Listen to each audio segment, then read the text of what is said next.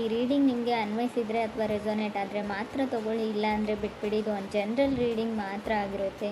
ಕಾರ್ಡ್ಸ್ನ shuffle ಮಾಡಿದಾಗ February ಮಂತಲ್ಲಿ ನನಗೆ first card temperance card ಬಂದಿದೆ. ಟೆಂಪ್ರೆನ್ಸ್ ಕಾರ್ಡ್ ಬಂದಿರೋದ್ರಿಂದ ಸೊ ನೀವು ಏನೋ ಟ್ರೈ ಮಾಡ್ತಾ ಇದ್ದೀರಾ, ಸೊ ಯಾರನ್ನಾದ್ರೂ ಕೇರ್ ಮಾಡ್ತಾ ಇದ್ದೀರಾ ಅಥವಾ ನಿಮ್ಮನ್ನು ಯಾರಾದರೂ ಲವ್ ಆ್ಯಂಡ್ ಟೇಕ್ ಕೇರ್ ಮಾಡ್ತಾ ಇದ್ದಾರೆ. ಸೊ ಸೆಂಟರ್ ಇದ್ದೀರಾ, ಗ್ರೌಂಡೆಡ್ ಇದ್ದೀರಾ ಅಂತ ಹೇಳ್ಬೋದು ಸದ್ಯಕ್ಕೆ. ಬಟ್ ಬಿಗ್ಗರ್ ಆ್ಯಂಡ್ ಬ್ರೈಟರ್ ಫ್ಯೂಚರ್ನ ಕೂಡ ಇಂಡಿಕೇಟ್ ಮಾಡುತ್ತೆ temperance card. Very caring energy. ನಿಮ್ಮ ಸುತ್ತಮುತ್ತಲ ಇರೋರೆಲ್ಲರೂ ನಿಮ್ಗೆ ತುಂಬ ಕೇರ್ ಮಾಡ್ತಾ ಇದ್ದಾರೆ, ಅಥವಾ ನಿಮ್ಮ ಮನೇನ ಡೆಕೋರೇಟ್ ಮಾಡ್ತಾ ಇದ್ದೀರಾ, ಅಥವಾ ನೀವು ಕನೆಕ್ಟ್ ಆಗಿರೋ ವ್ಯಕ್ತಿ ನಿಮ್ಮನ್ನು ತುಂಬ ಕೇರ್ ಮಾಡ್ತಾ ಇದ್ದಾರೆ, ಅಥವಾ ನೀವು ಕೇರ್ ಮಾಡ್ತಾ ಇದ್ದೀರಾ. ಸೊ ತುಂಬ ಡ್ರೀಮ್ಸ್ ಇದೆ, ತುಂಬ ಕನಸುಗಳನ್ನ ಕಟ್ಕೊಳ್ತಾ ಇದ್ದೀರಾ. ನೀವು ಮೀನ ಅಥವಾ ಕಟಕ್ ರಾಶಿಯವ್ರ ಜೊತೆ ಕನೆಕ್ಟ್ ಆಗಿರ್ಬೋದು. ಟೆಂಪ್ರೆನ್ಸ್ ಕಾರ್ಡ್ ಬಂದಿರೋದ್ರಿಂದ ಹೇಳೋದಾದರೆ ಮೀನ ಅಥವಾ ಕಟಕ್ ರಾಶಿ, ನೀವು ಯಾವುದೇ ರಾಶಿಯವ್ರ ಜೊತೆ ಕೂಡ ನಾರ್ಮಲಿ ಕನೆಕ್ಟ್ ಆಗಿರಬಹುದು. ಸೆಕೆಂಡ್ ಕಾರ್ಡ್ ನನಗೆ ಏಸ್ ಆಫ್ ಕಪ್ಸ್ ಬಂದಿದೆ. ಏಸ್ ಆಫ್ ಕಪ್ಸ್ ಬಂದಿರೋದ್ರಿಂದ ಡೂ ಓವರ್ ಅಗೇನ್ ಅಂತ ಹೇಳುತ್ತೆ. ಮಾಡಿರೋ ಕೆಲಸನೇ ಮತ್ತೆ ಮಾಡಬೇಕಾಗುತ್ತೆ, ಅದು ಯಾವುದೇ ವಿಷಯದಲ್ಲಿ ಆಗಿರ್ಬೋದು. ಸೊ ಫೀಲ್ ಗುಡ್ ಎನರ್ಜಿ ಇದೆ ಅಂತ ಹೇಳ್ಬೋದು. ಒಂದು ಸಮೃದ್ಧತೆ ಅಂತ ಕರಿತೀವಿ ನಾವು, ಏನೋ ಒಂದು ನೆಮ್ಮದಿ, ಫೀಲ್ ಗುಡ್ ಎನರ್ಜಿ ನಿಮ್ಮ ಮುಖದಲ್ಲಿದೆಯೋ ಅಥವಾ ನಿಮ್ಮ ಪಾರ್ಟ್ನರ್ ಮುಖದಲ್ಲಿದೆಯೋ. ತುಂಬ ಹೊಸ ವ್ಯಕ್ತಿಗಳ ಪರಿಚಯ ಆಗಿದೆ ಇತ್ತೀಚೆಗೆ, ಹೊಸ ಜಾಗದಲ್ಲಿ ಇರಬಹುದು ನೀವು. ಏಸ್ ಆಫ್ ಕಪ್ಸ್ ಇರೋದ್ರಿಂದ ಏಸಸ್ ಯಾವಾಗಲೂ ನ್ಯೂ ಸ್ಟಾರ್ಟ್ನ ರೀಪ್ರೆಸೆಂಟ್ ಮಾಡುತ್ತೆ. ಸೊ ನಿಮ್ಗೆ ಯಾರಾದರೂ ಲವ್ಡ್ ಒನ್ಸ್, ನಿಮ್ಗೆ ಇಷ್ಟ ಆಗಿರೋ ವ್ಯಕ್ತಿ ಸೊ ಮೆಸೇಜ್ ಮಾಡ್ಬೋದು, ನೀವು ಯಾರಿಗಾದ್ರೂ ಮೆಸೇಜ್ ಮಾಡ್ಬೋದು. ಕಮ್ಯುನಿಕೇಷನ್ ಇದೆ ಅಂತ ಸೆಕೆಂಡ್ ಕಾರ್ಡ್ ಹೇಳುತ್ತೆ. ತುಂಬ ಲವೇಬಲ್ ಮೆಸೇಜಸ್ ಪಾಸ್ ಆಗ್ತಾ ಇದೆ ಅಂತ ಕೂಡ ಹೇಳ್ಬೋದು. ಥರ್ಡ್ ಕಾರ್ಡ್ ನನಗೆ ಟೂ ಆಫ್ ಸಾರ್ಡ್ಸ್ ಬಂದಿದೆ. ಸೊ ಯಾರೋ trying to become a patience ಅಂತ ಟ್ರೈ ಮಾಡ್ತಾ ಇದ್ದಾರೆ. ಸೊ ಹೇಗೆ ತಾಳ್ಮೆಯಿಂದ ನಡ್ಕೊಳ್ಬೇಕು ಅಂತ ಕಲಿತಾ ಇದ್ದಾರೆ. ಸೊ ಕಂಟ್ರೋಲಿಂಗ್ ಎನರ್ಜಿ ಇದೆ ಅಂತ ಹೇಳ್ಬೋದು. ನೀವು ಅಥವಾ ನೀವು ಕನೆಕ್ಟ್ ಆಗಿರೋ ವ್ಯಕ್ತಿ, ಅದರ್ ಪರ್ಸನ್ ಕೂಡ ಇದಾಗಿರ್ಬೋದು. ಮುಂಚೆ ಎಲ್ಲದಕ್ಕೂ ಸಿಟ್ಟು ಮಾಡ್ಕೊಳ್ತಿರೋ ವ್ಯಕ್ತಿ, ಕೋಪ ಮಾಡ್ಕೊಳ್ತಿರೋ ವ್ಯಕ್ತಿ ನಿಮ್ಮ ಜೊತೆ ಕನೆಕ್ಟ್ ಆದಮೇಲೆ ಸ್ವಲ್ಪ ತಾಳ್ಮೆನ ಕಲಿತಾ ಇದ್ದಾರೆ, ಸ್ವಲ್ಪ ಕಾಮ್ ಆಗಿರೋದಕ್ಕೆ ಟ್ರೈ ಮಾಡ್ತಾ ಇದ್ದಾರೆ ಅಂತ ಹೇಳ್ಬೋದು. ಫೋರ್ತ್ ಕಾರ್ಡ್ ನನಗೆ ಫೋರ್ ಆಫ್ ಸಾರ್ಡ್ಸ್ ಬಂದಿದೆ. ಯಾರಿಗೂ ಭಯ ಇದೆ, ಫಿಯರ್ ಇದೆ, ಸ್ವಲ್ಪ ಭಯ ಆಗುತ್ತೆ. ಓವರ್ ಥಿಂಕಿಂಗು, ಪದೇ ಪದೇ ನಡೆದೋಗಿರೋ ಘಟನೆ ಬಗ್ಗೆ ತುಂಬ ಅತಿಯಾಗಿ ಯೋಚನೆ ಮಾಡ್ತಾರೆ ಅಂತ ಹೇಳ್ಬೋದು. ಈ ಥರ ಕ್ಯಾರೆಕ್ಟರ್ ನಿಮ್ಮದಿದೆಯೋ ಅಥವಾ ಅದರ್ ಪರ್ಸನ್ಸ್ ಇದೆಯೋ. ಬಟ್ ಏಟ್ ಆಫ್ ಸಾರ್ಡ್ಸ್ ಕೆಲವೊಮ್ಮೆ ಚೇಂಜ್ ಆಗಿರೋ ವ್ಯಕ್ತಿನ ರೀಪ್ರೆಸೆಂಟ್ ಮಾಡುತ್ತೆ. ಇತ್ತೀಚೆಗೆ ನೀವು ತುಂಬ ಚೇಂಜ್ ಆಗಿದ್ದೀರೋ ಅಥವಾ ನೀವು ಕನೆಕ್ಟ್ ಆಗಿರೋ ವ್ಯಕ್ತಿ ಚೇಂಜ್ ಆಗಿದ್ದಾರೋ ಅಥವಾ ಕನೆಕ್ಟ್ ಆಗಬೇಕು ಅಂದ್ಕೊಂಡಿರೋ ವ್ಯಕ್ತಿ. ಸೊ ಯಾರೋ ಡೇಟ್ಗೆ ಹೋಗ್ತಾ ಇದ್ದೀರಾ, ನೀವು ನಿಮ್ಮ ಗರ್ಲ್ಫ್ರೆಂಡ್ನ ಡೇಟ್ಗೆ ಕರೀತಾ ಇದ್ದಾರೆ, ಅವರು ನಿಮ್ಮ ಜೊತೆ ಮೀಟ್ ಆಗ್ತಾ ಇದ್ದಾರೆ. ಸೊ ತುಂಬ ಫ್ರೆಂಡ್ಲಿ ಕ್ಯಾಜುವಲ್ ಕಾನ್ವರ್ಜೇಷನ್ ಇದೆ ಅಂತ ಹೇಳ್ಬೋದು. ಕಮ್ಯುನಿಕೇಷನ್ ಆದರೂ ಕೂಡ ತುಂಬ ಕ್ಯಾಜುವಲ್ ಫ್ರೆಂಡ್ ಥರ ಅವ್ರು ನಿಮ್ಮನ್ನು ಟ್ರೀಟ್ ಮಾಡ್ತಾರೆ, ನೀವು ಅವ್ರನ್ನ ಒಂದು ಗುಡ್ ಫ್ರೆಂಡ್ ಥರ ಟ್ರೀಟ್ ಮಾಡ್ತೀರಾ ಅಂತ ಹೇಳ್ಬೋದು. ಫಿಫ್ತ್ ಕಾರ್ಡ್ ನನಗೆ ಸಿಕ್ಸ್ ಆಫ್ ಕಪ್ಸ್ ಬಂದಿದೆ. ಸಿಕ್ಸ್ ಆಫ್ ಕಪ್ಸ್ ಕೆಲವೊಮ್ಮೆ ಸಿಕ್ಸ್ತ್ ಪ್ಲೇಸಲ್ಲಿ ಬಂದರೆ, ಅದು ಕೂಡ ಏಟ್ ಆಫ್ ಸೋರ್ಡ್ಸ್ ಆದಮೇಲೆ ಬಂದರೆ ಫ್ಲರ್ಟಿಂಗ್ ಎನರ್ಜಿ ಅಂತ ಹೇಳ್ತೀವಿ. ನೀವು ಯಾರ ಜೊತೆನಾದರೂ ಫ್ಲರ್ಟ್ ಮಾಡ್ತಾ ಇದ್ದೀರೋ ಅಥವಾ ನಿಮ್ಮ ಜೊತೆ ಯಾರಾದರೂ ಫ್ಲರ್ಟ್ ಮಾಡ್ತಾ ಇರ್ಬೋದು. ಕೇರ್ಫುಲ್ಲಾಗಿರಿ. ಸೊ ಅವ್ರಿಗನ್ಸುತ್ತೆ ನಾನು ಫ್ರೆಂಡ್ ಮಾಡ್ಕೊಳ್ತಾ ಇದ್ದೀನಿ, ಕ್ಯಾಶುವಲ್ ಫ್ರೆಂಡ್ಸ್ನ ಮಾಡ್ಕೊಳ್ತಾ ಇದ್ದೀನಿ ಅಂತ ಅವ್ರು ಥಿಂಕ್ ಮಾಡ್ತಾ ಇರ್ಬೋದು. ಬಟ್ ಬೇರೆಯವರು ಅಥವಾ ನೀವಾಗಲಿ ಯಾರಾದರೂ ಇಬ್ಬರಲ್ಲೊಬ್ಬರು ಸೀರಿಯಸ್ ಆಗಿದ್ದೀರಾ ಅಂತ ಕೂಡ ಹೇಳುತ್ತೆ ಎನರ್ಜೀಸು. ಸ್ವಲ್ಪ ಕೇರ್ಫುಲ್ ಆಗಿರೋದು ಒಳ್ಳೆಯದು. ಸೆವೆನ್ ಕಾರ್ಡ್ ನನಗೆ ಫೋರ್ ಆಫ್ ಪೆಂಟಿಕಲ್ಸ್ ಬಂದಿದೆ. ಹೋಲ್ಡಿಂಗ್ ಬ್ಯಾಕ್, ಯಾರೋ ಯಾರಿಂದನೋ ದೂರ ಸರಿತಿದ್ದಾರೆ ಅಂತ ಅಂದ್ಕೊಳ್ಬೋದು. ಡಿಸಿಷನ್ನ ತೊಗೊಳ್ಳೋದ್ರಲ್ಲಿ ಲೇಟ್ ಮಾಡ್ತಾ ಇದ್ದೀರಾ, ನೀವು ಅದರ್ ಪರ್ಸನ್ನು ಆ ವ್ಯಕ್ತಿಯಿಂದ ದೂರ ಆಗ್ತಾ ಇದ್ದೀರಾ, ಸ್ವಲ್ಪ ಕಾಂಟ್ಯಾಕ್ಟ್ನ ಮಿಸ್ ಮಾಡ್ಕೊಳ್ತಾ ಇದ್ದೀರಾ ಅಂತ ಹೇಳ್ಬೋದು. ಏಟ್ ಕಾರ್ಡ್ ನನಗೆ ಟವರ್ ಕಾರ್ಡ್ ಬಂದಿದೆ. ಟವರ್ ಕಾರ್ಡ್ ಬಂದಿದೆ ಅಂತ ಭಯ ಪಡೋ ಅಗತ್ಯ ಇಲ್ಲ.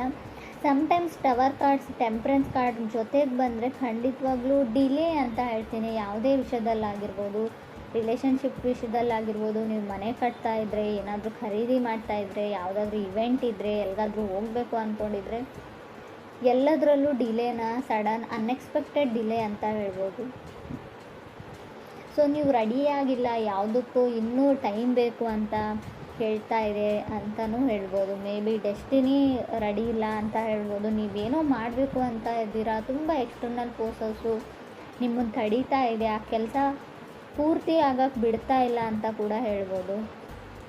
ಸೊ 9th ಕಾರ್ಡ್ ನನಗೆ ಹ್ಯಾಂಗ್ ಮ್ಯಾನ್ ಬಂದಿದೆ. ಹ್ಯಾಂಗ್ ಮ್ಯಾನ್ ಕೂಡ ಅದನ್ನೇ ಹೇಳುತ್ತೆ, ಎಲ್ಲ ಕೆಲಸಗಳು ನಿಧಾನವಾಗಿ ಆಗುತ್ತೆ, slow and steady wins the race ಅಂತ ಹೇಳ್ತೀವಿ. ಎಷ್ಟೇ ನಿಧಾನವಾಗಾದರೂ ಕೂಡ ಕೆಲಸ ಕಂಪ್ಲೀಟ್ ಆಗುತ್ತೆ ಅಂತ ಹೇಳ್ಬೋದು. 10th ಕಾರ್ಡ್ ನನಗೆ 5 ಆಫ್ ಸಾರ್ಡ್ಸ್ ಬಂದಿದೆ. ಹುಷಾರಾಗಿರಿ, ಮೇ ಬಿ ಬ್ರೇಕಪ್ಸ್ನ ಹೇಳ್ತೀನಿ, 5 ಆಫ್ ಸಾರ್ಡ್ಸ್, ಡಿವೋರ್ಸ್ನ ಹೇಳ್ತೀನಿ. ನಿಮಗೆ ಗೊತ್ತಿಲ್ಲದೆ ಇರ್ಬೋದು, ಆಲ್ರೆಡಿ ಡಿವೋರ್ಸ್ ಆಗಿರೋ ವ್ಯಕ್ತಿ ಜೊತೆ ನೀವು ಕನೆಕ್ಟ್ ಆಗ್ತಾ ಇದ್ದೀರಾ ಇತ್ತೀಚೆಗೆ, ಅವ್ರು ಹೇಳದೇ ಇರಬಹುದು ಅಥವಾ ಆಲ್ರೆಡಿ ನಿಮಗೆ ಗೊತ್ತಿರ್ಬೋದು.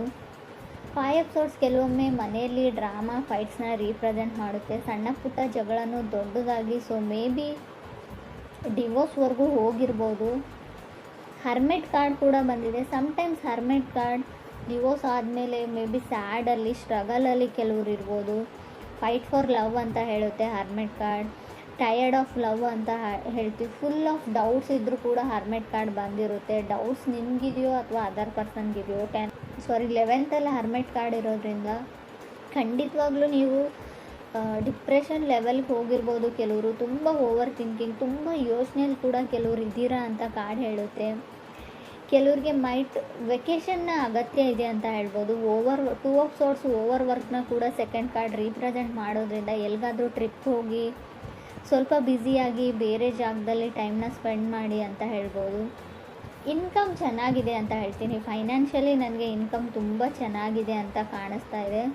ಸೊ ನಿಮ್ಮದೇ ಕೆಲಸ ಮಾಡೋ ಜಾಗದಲ್ಲಿ ನೀವು ತುಂಬ ಬ್ಯುಸಿಯಾಗಿದ್ದೀರಾ, ಓವರ್ ವರ್ಕ್ ಮಾಡ್ತಾಯಿದ್ದೀರಾ, ತುಂಬ ರೆಸ್ಪಾನ್ಸಿಬಿಲಿಟೀಸ್ ಇದೆ, ಬ್ಲಡ್ ಪ್ರೆಷರ್ ಜಾಸ್ತಿ ಆಗ್ತಾ ಇದೆ, ಟೆನ್ಷನ್ ಇದೆ, ಡಿಪ್ರೆಷನ್ ಇದೆ.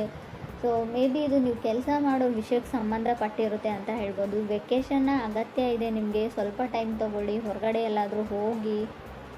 ಸೊ ಕೆಲವ್ರು ರೆಡಿಯಾಗಿದ್ದೀರಾ, ಕೆಲವ್ರದ್ದು ಮದುವೆ ಕೂಡ ಫಿಕ್ಸ್ ಆಗಿದೆ ಅಂತ ಅಂದ್ಕೊಳ್ತೀನಿ ನಾನು. ಏಸ್ ಆಫ್ ಕಪ್ಸ್ ಇರೋದ್ರಿಂದ ಆಲ್ರೆಡಿ ಮದುವೆ ತುಂಬ ರೀಸೆಂಟಾಗಿ ಮದುವೆ ಆಗಿರ್ಬೋದು. 15 ಡೇಸ್ 1 ಮಂತಲ್ಲಿ ಕೆಲವ್ರು ಮದುವೆ ಇರ್ಬೋದು ಮುಂದೆ, ಅಥವಾ ಆಲ್ರೆಡಿ ಮದುವೆ ಆಗಿರಬಹುದು ಅಂತ ಹೇಳ್ತಾ ಇದೆ. ಮೇ ಬಿ ಇದು 1.5 ಡೇದು ಕೂಡ ನಾನು ಕೌಂಟ್ ಮಾಡ್ತೀನಿ. 2 ಡೇಸ್ ಆಯಿತು, 1 ಡೇಸ್ ಆಯಿತು, ಗೊತ್ತಿಲ್ಲ ನನಗೆ. ನಾನು ರೀಡಿಂಗ್ ನೋಡುವಾಗ ಇದು ನಿಮ್ಗೆ ಅನ್ವಯಿಸುತ್ತೆ ಅಂತ ಅಂದ್ಕೊಳ್ತೀನಿ. ಕೆಲವ್ರು ತುಂಬ ಖುಷಿಯಾಗಿದ್ದೀರಾ, ಕೆಲವರು ತುಂಬ ನರ್ವಸ್, ಫಿಯರ್ ಅಂತ ಆಗಲೇ ಹೇಳಿದೆ ನಾನು. ತುಂಬ ಭಯದಲ್ಲಿದ್ದೀರಾ ಕೆಲವರು. ಭಯ ನಿಮಗಿದೆಯೋ ಅಥವಾ ನಿಮ್ಮ ಪಾರ್ಟ್ನರ್ಗಿದೆಯೋ, ತುಂಬ ನರ್ವಸ್ನೆಸ್ ಇದೆ, ಭಯ ಇದೆ ಅಂತ ಕೂಡ ಕಾರ್ಡ್ಸ್ ಹೇಳ್ತಾ ಇದೆ. ಬಟ್ ಟವರ್ ಕಾರ್ಡ್ ಇರೋದ್ರಿಂದ ಹೆಲ್ತಿನ ವಿಚಾರದಲ್ಲೂ ಕೂಡ ನೀವು ತುಂಬ ಗಮನ ಕೊಡಬೇಕು. ಅನ್ಎಕ್ಸ್ಪೆಕ್ಟೆಡ್ಲಿ ಹೆಲ್ತ್ ಹಾಳಾಗುವಂಥ ಚಾನ್ಸಸ್ ಇದೆ.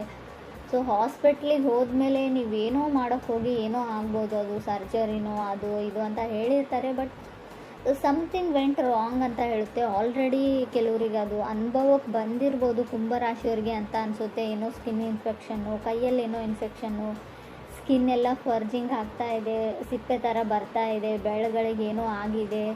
ಸೊ ಏನೋ ಸಣ್ಣ ಪುಟ್ಟ ಇನ್ಫೆಕ್ಷನ್ಸ್ ಆಗುವಂಥ ಚಾನ್ಸಸ್ ಕೂಡ ಇದೆ. ನನಗೆ ಗೊತ್ತು ಇದು ಲವ್ ಲೈಫ್ ರೀಡಿಂಗ್, ಆದರೂ ಕೂಡ ಕಾರ್ಡಲ್ಲಿರೋದನ್ನು ನಾನು ಹೇಳ್ತಾ ಇದ್ದೀನಿ. ಮೇ ಬಿ ಕೆಲವ್ರಿಗೆ ಉಪಯೋಗಕ್ಕೆ ಬರುತ್ತೆ ಇದು ಕೂಡ ಅಂತ ಅನಿಸುತ್ತೆ. ಇನ್ನು ಲವ್ ಲೈಫ್ ವಿಚಾರಕ್ಕೆ ಬಂದರೆ ಸ್ವಲ್ಪ ಜಗಳನ ಹೇಳ್ತೀನಿ, ಬ್ರೇಕಪ್ನ ಹೇಳ್ತೀನಿ. ಆಲ್ರೆಡಿ ಮದುವೆ ಆಗಿರೋರಿಗೆ ತುಂಬ ಜಗಳ ಮತ್ತು ಡಿವೋರ್ಸ್ವರೆಗೂ ಹೋಗುವಂಥ ಚಾನ್ಸಸ್ ಇದೆ. ತುಂಬ ಯೋಚನೆ ಮಾಡಬೇಡಿ. ಮಿಸ್ಅಂಡರ್ಸ್ಟ್ಯಾಂಡಿಂಗ್ ಕೂಡ ನನಗೆ ಕಾರ್ಡ್ಸಲ್ಲಿ ಕಾಣಿಸ್ತಾ ಇದೆ. ಟವರ್ ಕಾರ್ಡ್ ಇರೋದ್ರಿಂದ ಮಿಸ್ಅಂಡರ್ಸ್ಟ್ಯಾಂಡಿಂಗ್ ಆಗೋದ್ರ ಜೊತೆಗೆ ಅದನ್ನು ನೀವು 100% ನಂಬ್ತೀರಾ ಕೂಡ. ಸೊ ಗಮನ ಕೊಡಿ, ಯಾವುದೇ ವಿಚಾರ ಇರಲಿ ತುಂಬ ಸರ್ತಿ ಯೋಚನೆ ಮಾಡಿ ಡಿಸೈಡ್ ಮಾಡಿ. ಯಾವುದನ್ನು ಟವರ್ ಕಾರ್ಡ್ ಅಂದರೆ ಸಡನ್ ಡಿಸಿಷನ್ ತೊಗೊಳ್ಬೇಕು ಅಂತ ಅನಿಸುತ್ತೆ. ಸೊ ಕೋಪದಲ್ಲಿ ಕೊಯ್ಕೊಂಡಿರೋ ಮೂಗು, ಸೊ ನೀವು ಸಮಾಧಾನ ಆದಮೇಲೆ ಖಂಡಿತ ಬರಲ್ಲ. ಈ ವಿಚಾರದ ಬಗ್ಗೆ ಕೂಡ ನೀವು ತುಂಬಾ ಯೋಚನೆ ಮಾಡಬೇಕು. ಕೆಲವ್ರಿಗೆ ನನಗನ್ಸುತ್ತೆ ಹ್ಯಾಂಗ್ ಮ್ಯಾನ್ ಇರೋದ್ರಿಂದ ನಿಮಗೆ ಡಿಲೇ ಮಾಡೋಕ್ಕಿಷ್ಟ, ನೀವೇ ಯಾವುದನ್ನು ತುಂಬ ಎಳಿತಾ ಇದ್ದೀರಾ, ಯಾರಿಗೂ ತುಂಬ ಕಾಡಿಸ್ತಾ ಇದ್ದೀರಾ ಅಂತ ಕೂಡ, ನೋ ಹೇಳ್ತಾ ಇದ್ದೀರಿ ಅಂತ ಕೂಡ ಕಾರ್ಡ್ ಹೇಳುತ್ತೆ.